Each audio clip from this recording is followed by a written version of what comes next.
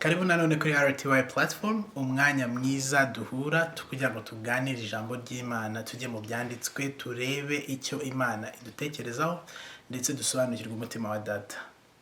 Wowe rero wahisemo kubana nanjye uyu munsi, ndagusengeye kugira ngo umwuka w'ubwenge no guhishurirwa ukubeho, kugira ngo umenye neza iby'urukundo rwa data ruruta cyane uko abantu barwibwira.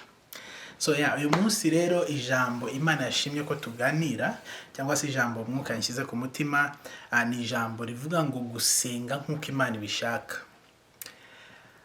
Maze iminsi mu gihe cya intercession, cyangwa se mu gihe cyo gusenga, noneho numva umwuka wera mpatira kwigisha abantu gusenga nk'uko Imana ibishaka.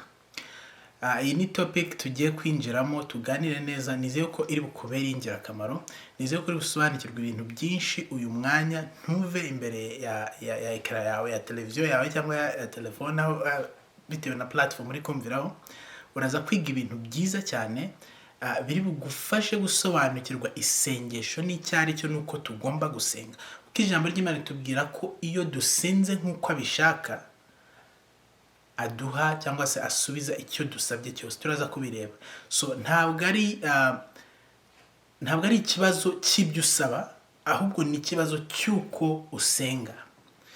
Reka turebe ese ni gute Imana ishaka ko dusenga. Topic y'uyu munsi iravuga ngo gusenga nk'uko Imana ishaka. Ubushize twabonye uburyo turi abana b'Imana, noneho turashaka kureba uburyo data ashaka ko tumwegera, uburyo data ashaka ko tuganira nawe cyangwa se tuvugana nawe. Kuko Imana dusenga ntabwo ari bayari, ni Imana ivuga, ni Imana igira relationship, ni Imana itwegereye, ituri hafi. Umuririmbyi yaririmbye ngo mba hafi kurusha imyambaro ntambaye. Iyo ntabwo ari na comparison nziza, kubera yuko actually Imana yo itubamo. Wowe, njyewe nawe, twebwe twavutse ubwa kabiri tukakira Kristo Yesu, tukavukira mu muryango w'Imana, nk'uko Yohana igice cya mbere umurongo wa 13 na 14 bitubwira ko abamwemeye bose bakizera izina rye yabahaye ubushobozi bwo kuba abana b'Imana. Twebwe twavukiye muri uwo muryango w'Imana, hari uburyo data ashaka ko tumwegeramo. Twabaye umwuka umwe nawe, twifatanyije nawe, tuba umwuka umwe nawe. Hari uburyo ashaka ko dusengamo, kandi iyo dusenze uko ashaka, twizera yuko duhawe ibyo dusabye. Reka twinjira muri topic y'uyu munsi. Reka munyarukirize muri Yohana wa mbere igice cya 5. Yohana wa mbere igice cya 5, ni urwandiko rwa mbere rwa Yohana igice cya 5. Reka dore nko ku murongo wa 13 tugeze ku wa 15. Umva uko navuga. Yohana wa mbere igice cya 5 hera ku murongo wa 13, haravuga ngo ibyo ndabibandikiye mwebwe abizeye izina ry'umwana w'Imana, kugira ngo mumenye yuko mufite ubugingo buhoraho. Ku murongo wa 14, kandi iki nicyo kidutera gutinyuka imbere ye, nuko atwumva iyo dusabye ikintu nk'uko ashaka. Kandi ubwo tuzi ko yumva icyo dusabye cyose, tuzi nuko duhawe ibyo tumusabye. Reka nongere masubiremo. Ku murongo wa 13 ni nk'uko twabivuzeho ubushize ko ufite umwana ari ufite ubugingo. Ngibyo ndabibandikiye mwebwe abizeye izina ry'umwana w'Imana, kugira ngo mumenye yuko mufite ubugingo. Imana yacu iratangaje. Wowe wizeye izina ry'umwana, Yohana aratubwiye ngo arakwandikiye kugira ngo umenye yuko ufite ubugingo. Ibyo ndabibandikiye mwebwe abizeye izina ry'umwana w'Imana, kugira ngo mumenye yuko mufite ubugingo buhoraho. Nuvuga ngo niba warizeye izina ry'umwana w'Imana, ufite ubugingo buhoraho. Ni emphasis ari kubakorera. Kuko mu bice byabanjije, mu gice cya 4 yarababwiye ko ufite umwana ari ufite ubugingo. None hari kurangiza urwandiko rw'ababwira ngo ndabibandikiye mwebwe abizeye izina ry'umwana w'Imana, kugira ngo mumenye yuko mufite ubugingo buhoraho. Anyway, ibyo ntabwo ari byo nashatse ko tuganira uyu munsi, ariko nashaka kwibutsa ko wowe wizeye izina ry'umwana w'Imana ufite ubugingo buhoraho. Nta kindi kiguhesha ubugingo buhoraho uretse kwizera umwana w'Imana. Wowe wizeye umwana w'Imana, menya yuko ufite ubugingo buhoraho. Haleluya, Imana yacu ishimwe cyane. Noneho ku murongo wa 14 ariho nshaka ko dutinda, ngo kandi iki nicyo kidutera gutinyuka imbere ye. You see, iki nicyo kidutera gutinyuka imbere ye ni ikihe? Nuko atwumva iyo dusabye ikintu cyose nk'uko ashaka. You see, so iyo dusabye ikintu cyose nk'uko ashaka aratwumva.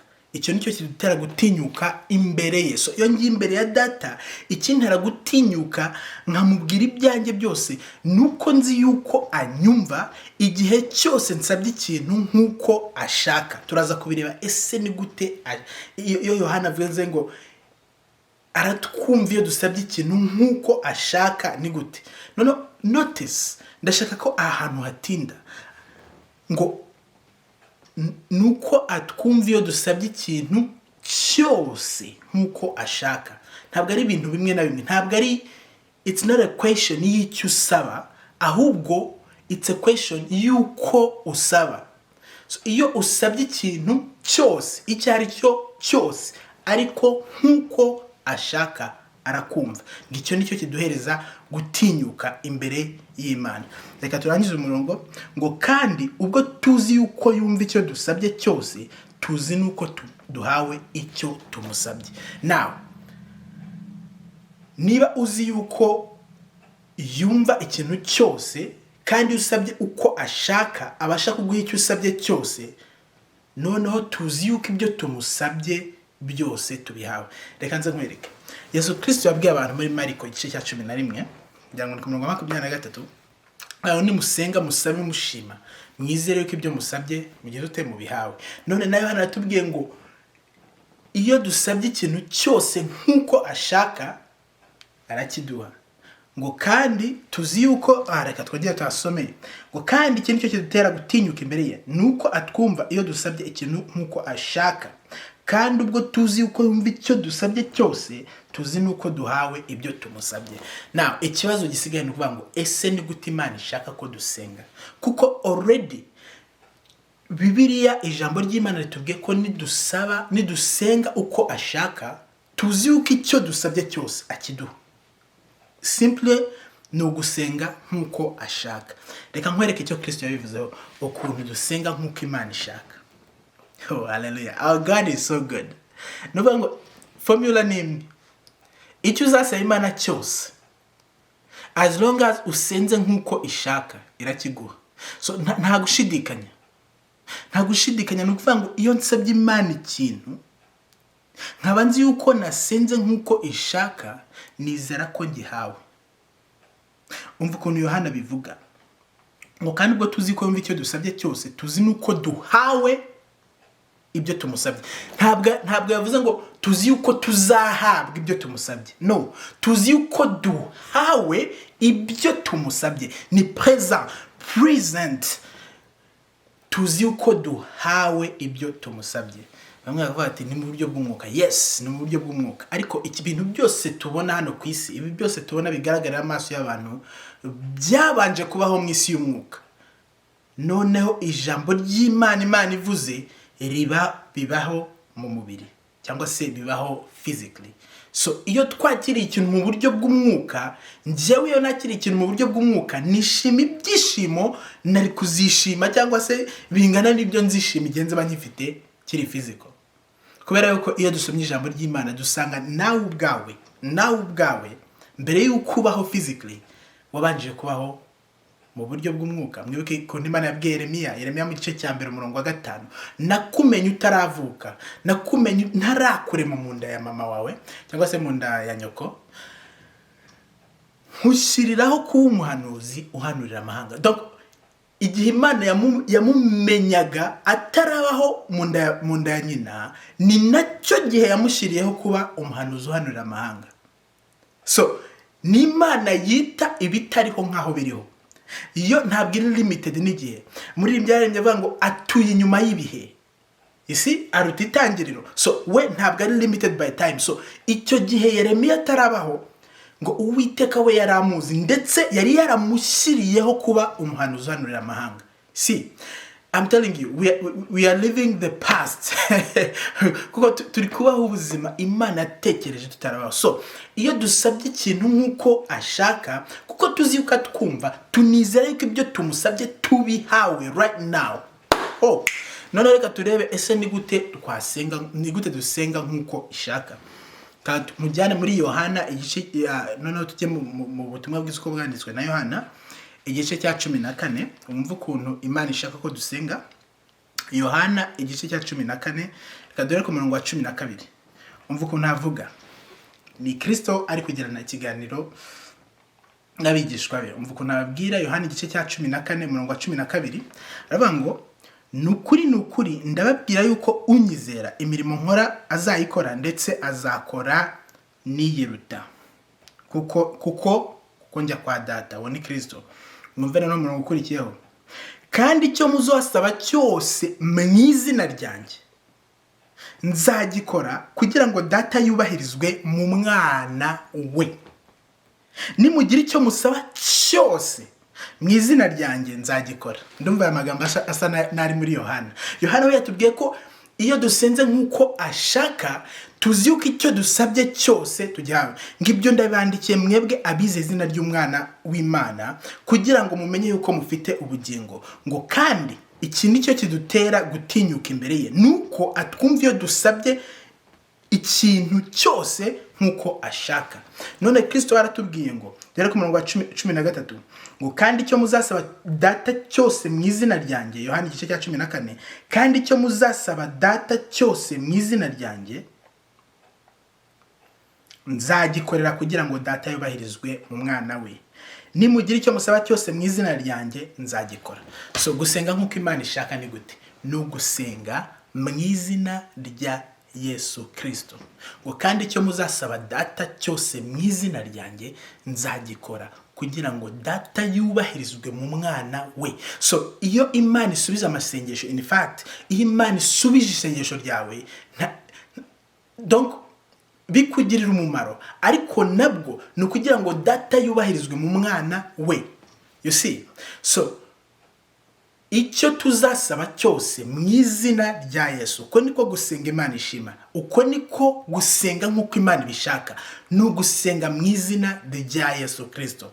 Ariko reka nze nkubwire, ibi bintu biri profound cyane, biruta kurangiza isengesho mvuga ngo mu izina rya Yesu Kristo. Ntabwo uko ariko gusenga mu izina rya Yesu, ahubwo gusenga mu izina rya Yesu nguko nuko njyewe iyo negereye Imana Data, ntabwo nyegera nka Norbert, ahubwo nyegera nka Yesu Kristo. Uko niko gusenga mu izina rya Yesu Kristo. Ngenda ntambaye gukiranuka kwanjye kuva mu mirimo myiza yanjye cyangwa se kuva mu myitwarire myiza yanjye, ahubwo nkagenda nambaye gukiranuka mpabwa n'umwana w'intama w'Imana ari we Yesu Kristo. Uko niko gusenga mu izina rya Yesu Kristo. Iyo negereye Imana Data, nyegera ntafite gukiranuka kwanjye, nyegera nta kindi nirata, nyegera ngendeye mu izina ry'umwami wacu Yesu Kristo. Kanze nkwereke, ni nkuko wambwira, njya nkunda gutanga urugero nduha abantu. Ni nkuko njyewe, let's suppose cyangwa se reka mbahereza urugero rumeze gutya. Ni nkuko Perezida wa Repubulika yatuma Prime Minister cyangwa se Premier Minister akamubwira ati, akagenda nk'intumwa ya Repubulika, nk'intumwa ya Perezida wa Repubulika, avuga ati genda ahangaha ko ntari bubashe kujyayo, ngirayo. Niba Minister agiye mu izina rya Perezida wa Repubulika, amasezerano ari businyeho arahabwa agaciro kangana nako yari kugira iyo ari Perezida yasinye, kuko wa muntu yaje mu izina rya Perezida wa Repubulika. You see? Now, iyo tugiye mu izina rya Yesu Kristo, amasengesho dusenga cyangwa se ibyo tubwira Data bihabwa agaciro nk'aho ari Kristo wari kubivuga. You see? Nicyo kusenga mu izina rya Yesu bisobanuye. By the way, kanza nkwereke, njyewe nawe apari ya Kristo, tutari muri Kristo Yesu, nta nubwo twakagombye kwegera intebe y'Imana y'ubuntu, ariko hashimwe Kristo Yesu waduhaye izina rye kugira ngo turigenderemo. Iyo tugendere mu izina rya Yesu Kristo tugenda dushize amanga, kuko turabizi ko Kristo ni Imana yabyivugiye ngo dore nguyu umwana wanjye nkunda kandi nkamwishimira. So iyo ngiye imbere y'Imana nkagendera mu izina rya Yesu Kristo, mba mbizi neza ko data anyishimiye kuko ngendeye mu izina ry'umwana we akunda kandi yishimira. Uko niko gusenga Imana ishaka. Imana irashaka ko dusenga, tuyegera imbere yayo tugendeye mu izina rya Yesu Kristo. Nawe nidusenga uko ashaka, twizera yuko ibyo tumusabye tubihawe, imitima yacu ikuzura amashimwe. Haleluya. Ndashaka kugira ngo wumve ko hari iri sezerano duhagazemo ryakomejwe n'amaraso y'umwana w'intama w'Imana ari we Yesu Kristo. Andi masezerano yose yaribanjirije yarashingiye ku amasezerano yose yarashingiye ku cyo umuntu abasha gukora, yose byarangiye apfuye. Kubera iki? Kubera yuko njyewe nawe umuntu muri we nta capacity cyangwa se nta bushobozi afite bwo gutunganira Imana ijana ku rindi. Ariko hashimwe Imana yohereje umucunguzi. Kristo tumwita umucunguzi kuko yaje afata umwanya wacu, ngo yababajwe imibabaro yose twari kuzababazwa, abo umukene ku bwacu kugira ngo muri we duhinduke abatunzi. Ntabwo ari abatunzi ku by'isi gusa, ahubwo ni abatunzi bo gukiranuka. Turabakiranutse ku bw'izina rye. So iyo negereye intebe y'Imana, intebe y'ubuntu y'Imana, nyegera nambaye gukiranuka kwa Yesu Kristo, ngendera mu izina rya Yesu Kristo. Yohana akatubwira ngo uko Kristo ari mu ijuru niko muri hano mu isi. Hey, haleluya. Niba utarahishurirwa ibyo bimenye yuko uko Kristo ari mu ijuru ariko uri hano ku isi. Ese ibyo byabaye gute? Byabaye igihe Kristo yambaraga ishusho y'umunyantege nke, akaza akikorera ibyaha. Umva ukuntu Petero abitubwira ngo ubwe yikoreye ibyaha byacu mu mubiri we, abibambanwa ku giti kugira ngo bigende bite? Kugira ngo dupfe ku byaha tubeho ku gukiranuka. Ngo imibyimba ye niyo yabakijije. You see, ibyo bintu byabaye ryari? Wabaye umukiranutsi ryari? Wahawe uburenganzira bwo gukoresha izina rya Kristo ryari? Wahawe ububasha bwo kuba nk'uko Kristo ari mu ijuru ryari? Igihe Kristo yambaraga umubiri, akikorera ibyaha byawe, akabibambanwa ku giti, ntabyo yakoze. Uwo munsi nibwo wahawe uburenganzira. All you have to do, uyu munsi icyo ukeneye gukora ni iki? Ni ukwakira umurimo Kristo yakoze, umurimo data yishimiye. Kristo bamubamba ku musaraba, mbere yuko apfa yaravuze ngo noneho byose birarangiye. Reka nze nkubwire, nta kintu na kimwe, nta murimo n'umwe uzigera ukora mwiza cyane uzanyeganyiza umutima w'Imana Kristo atarangije. Ibyo byose urwana nabyo mu byarangiye nabyo birimo. Ahubwo Kristo arashaka ko wakira impano yiwe, impano y'ubuntu bw'Imana, ukamenya yuko ni wegera data. Noneho ntabwo uri bugendere mu masengesho y'iminsi 100 umaze iminsi ukora, ntabwo uri bugendere mu mfubyi 1000 umaze iminsi ugaburira. Oya, ahubwo uragendera mu izina rya Yesu Kristo. Aho ngaho imirimo yawe ntayo ubukibona, ibyaha byawe n'ibiki byose ntabyo ubukibona, kuko uri muri Kristo Yesu. Kristo Yesu wahindutse icyaha ku bwawe kugira ngo uhinduke gukiranuka kw'Imana. Kristo Yesu wakoze umurimo data yishimira. Yarangiza akabwira abafarisayo bari bazi gukurikiza amategeko, akababwira ati umurimo wa data n'uyu nuko munyizera, nuko mwizera uwo yatumye. Yohana 6:28 na 29 muze kwasoma. You see? So data arashaka ko twakira impano y'umwana we. Noneho nitwegera, nitujya gusenga tugendere muri iryo zina. Oh, haleluya. Reka nze nkubwire, iyo dusomye Bibiliya, abagabo bahishuriwe ibi bintu babayeho ubuzima buri supernatural, babayeho ubuzima butangaje. Paulo agisobanukirwa ibi bintu yabayeho ubuzima butangaje. Imana iramukoresha mu buryo butangaje. Petero yewe n'igicucu cye ngiyo yacagaho abarwayi, igicucu cye cyakizaga abarwayi kuko yari yarasobanukiwe ko hari irindi zina. Niwe bitubwiye akavuga ngo nta rindi zina mu isi cyangwa mu ijuru ryashyiriweho kugira ngo abantu barikirizwe muretse Kristo Yesu. So iyo tugendeye muri Kristo Yesu ibintu birakoreka. Hariya yatubwiye ngo unyizera imirimo nakoze azayikora ndetse anakore iyirenzeho, iyiruta. Uzi impamvu? Nuko dufite izina rye kugira ngo turigenderemo. So gusenga nk'uko data ashaka ni ugusenga mu izina rya Yesu Kristo. Haleluya. Haba igihe negereye Imana, anze nkwereke, Satani ni umurezi wa bene data. Iyo wegereye Imana, Satani icyo ashaka gukora ni ukukurega. Mwibuke yegera Imana avuga kuri Yobu nta kiza na kimwe yigeze aramwakuzinga. Yobu impamvu ameze gutya nuko amuhaye ibi, niko Satani ameze. Now iyo twegereye Imana tukirengagiza ko hari izina twahawe kugira ngo turigendemo, aho ukagenda witwaje wowe n'ubwiza bwawe no gukiranuka kwawe n'ibiki byose, Satani abagufite. Kuko toujours nakwakuzinga, iyo Satani akwakuzinze, iyo wirebeye hanze ya Kristo Yesu usanga ibyo ari kukurega byose ari byo. Ariko none reka nze nkwereke, iyo Satani agerageje kukurega warangiza ukamwemera ukamubwira ati yego, ariko hari umugabo wishyuye arangije ampereza izina rye kugira ngo ndigenderemo, kandi uwo mugabo izina rye ni iryera, ngiye nambaye gukiranuka kwe, mva inyuma Satani, ndakurahiye ugira n'ibihe byiza na data utigeze ugira mu buzima. Kandi ijambo ry'Imana ritubwira ngo iyo tumwitegereje tugenda duhindurirwa gusa nawe, kuko nicyo yaturemeye, nicyo yaduhamagariye, ni ukugira ngo dushushanwe n'ishusho yaturemye.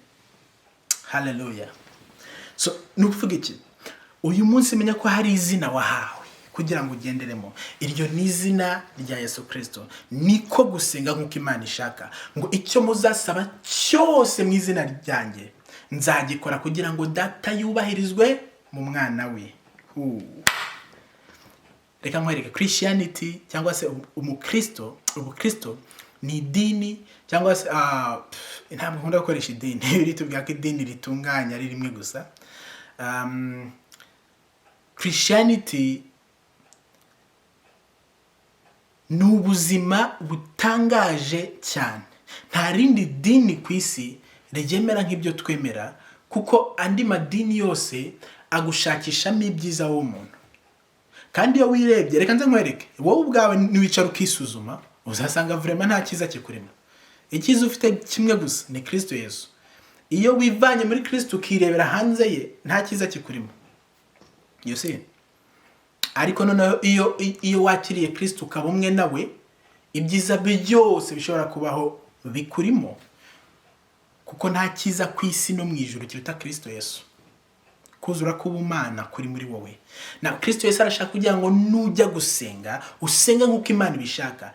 Icyo muzasaba data cyose mu izina ryanjye azagikora. Reka nza nkwereke impamvu musenga bamwe ntimusubizwe, nuko musenga mudasenze mu izina rya Yesu Kristo.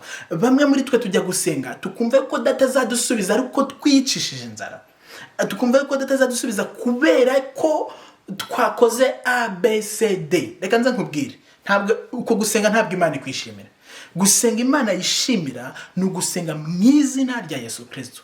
Nakwiriza ntakwiriza, iyo nsenze mu izina rya Yesu Kristo niko Bibiliya imbwiye, icyo muzasaba data cyose mu izina ryanjye azagikora. Ntabwo ntesheje agaciro kwiriza ubusa. Bifite kwiriza ubusa no gusenga bifite akamaro kabyo, ariko reka nza nkubwire, akamaro kabyo ntabwo ari ukugira ngo Imana ikumve. Oya, Imana ibasha kutwumva buri gihe cyose tugendeye mu izina rya Yesu Kristo. Tukagenda tudafite gukiranuka duhabwa n'imirimo yacu myiza cyangwa se n'imyifatire yacu myiza, ahubwo tukagenda dufite gukiranuka duhabwa no kwizera umwana w'intama w'Imana Kristo Yesu. Ngayo nguko. Reka nkwereke ukuntu Kristo akomeza kubivuga muri umurongo wa 14. Twasomye Yohana 14 umurongo wa 14. Reka tuhasome naho, reka twongere tuhasome dore ku murongo wa 12 nanone. Ni ukuri ndababwira yuko unyizera imirimo nkora n'abazayikora ndetse azakora niyiruta kuko njya kwa data. ngo kandi icyo muzasaba cyose mu izina ryanjye nzagikora kugira ngo data yubahirizwe mu mwana we. Nimugira icyo musaba cyose mu izina ryanjye nzagikora. Uwo ni umurongo wa 14, Yohana 14:14. Nimugira icyo musaba cyose mu izina ryanjye nzagikora. Niba uyu munsi nta kintu na kimwe utoye muri iyi video, tora iki? Nugira icyo usaba cyose mu izina rya Yesu Kristo azagikora. Now, egera data, ugendere mu izina rya Yesu Kristo, kuko ririya zina riraruta iryawe cyane. Imirimo ya Kristo Yesu iraruta iyawe cyane. Ubwiza bwe buraruta ubwawe cyane. Shyira imirimo yawe ku ruhande, shyira ubwiza bwawe ku ruhande, shyira amapeti yawe yose yashyire ku ruhande. Nurangiza ugendere mu izina rya Yesu Kristo, icyo uzasaba cyose data azagikora. Oh, hallelujah. This is amazing. Reka nze nkubwire, abantu bahishuriwe ibi bintu nibo imbaraga z'Uwiteka zikorera muri ubu buzima cyangwa se zigaragaraho. Niba ujya ngo ndabeshya uze kubaza pasiteri wawe. Uze kubaza pasiteri wawe wizerera mu mirimo ye. Umubaze niba yari yasengera gripe ikanakira. Ntabwo bishoboka. Nukuvuga ngo niba wizerera mu mirimo yawe ukumva yuko Imana izakora ari uko wakoze, ni hahandi ujya gusenga bikanga. Ugasengera umuntu kuko ijambo ry'Imana tubwira ko abo tuzarambika ibiganza bazakira, ukarambika ibiganza ukabona wapi byanze, warangiza ukagaruka uvuga uti oya burya biriya ni ibyabake. Ni ibyabake, ni ibyaba elites. Ntabwo ari ibyacu, oya. Ntabwo ari ibyabake ahubwo ni iby'abasobanukiwe yuko iyo bikora ari uko basenze nk'uko data bishaka, ariko gusenga twitwaje cyangwa se tugendeye mu izina rya Yesu Kristo. So iyo ngiye gusengera umuntu ntabwo ngenda nitwaje gukiranuka kwanjye n'imirimo yanjye n'ubuhangange bwanjye, ahubwo ngendera mu izina rya Yesu Kristo. Ariko niba ugiye witwaje imirimo yawe n'ubuhangange bwawe ukagenda utagendeye mu izina rya Yesu Kristo, ntusabe mu izina rya Yesu Kristo, ndakurahiye na gripe ntabwo uzayasengera ngo ikire. Niba nkubeshye uzabigerageza. Ariko icyo dusabye data cyose mu izina rya Yesu aragikora kugira ngo data yubahirizwe mu mwana we. Hashimwe Imana yaduhaye izina rya Yesu Kristo kugira ngo turigenderemo, kuko benshi muri twe turabizi ko turi abanyantege nke, ariko no mu ntege nke zacu ubuntu bw'Imana burushaho gusaga. Oh, hallelujah. Kuko iyo twegereye data tugendera mu izina rya Yesu Kristo, ngo uko Kristo ari mu ijuru niko turi hano ku isi. Iyo data ndebye, iyo anyitegereje akareba Kristo Yesu, iyo anyitegereje ambona nk'uko amubona mu ijuru, nk'uko yambaye gukiranuka yicaye iburyo bw'Imana data, niko data mbona hano ku isi. So iyo ngiye gusenga ngenda muri authority, muri authority y'izina rya Yesu Kristo. Reka nze mbabwire, benshi muri mwe niyo mpamvu musaba n'ibyo Imana yarangije kubaha, ariko Satani akaba yarabahumye amaso ntimubashe kubibona. So aho ngaho nta kindi kiba gisigaye. Ntabwo hasigaye gusaba, ahubwo hasigaye kugira ngo ugendere muri authority Imana yaguhaye iryo zina rya Yesu Kristo. Ni ijambo ry'Imana ritubwiye muri Petero wa mbere igice cya 2:24. Katubwiye ati ubwe yikoreye ibyaha byacu, ubwe yatwaye ibyaha byacu mu mubiri we abibamanwa ku giti kugira ngo dupfe ku byaha tubeho ku gukiranuka. Hanyuma tubwira ngo mu imibyimba ye niyo yabakijije. Na wajya gusengera umurwayi ukagenda usaba Imana kumukiza, ugafata amasengesho menshi ijana kugira ngo Imana imukize, ukirengagiza ko ijambo ry'Imana rikubwiye ko mu mibyimba ya Yesu Kristo uyu muntu yakijijwe. Ukirengagiza ko ijambo ry'Imana rikubwiye ko mu mibyimba ye ariho uyu muntu yakirijwe. Already uri gusaba Imana ikintu yarangije gukora, ahubwo senga tegeka kugira ngo iki kintu kibe manifested mu buzima bw'uyu muntu. You see? Hey, hallelujah. Ibintu biraryoshye cyane. So uko dusenga cyangwa se iyo dusenze uko ashaka aratwumva, uko ashaka ko dusenga ni mu izina rya Yesu Kristo Yesu. Imana ishimwe cyane kubw'izina yaduhaye, izina ry'igiciro. mwakoze cyane kubana nanjye, nakagaruka. Imana ikomeze ibereke Kristo Yesu. Mwakoze.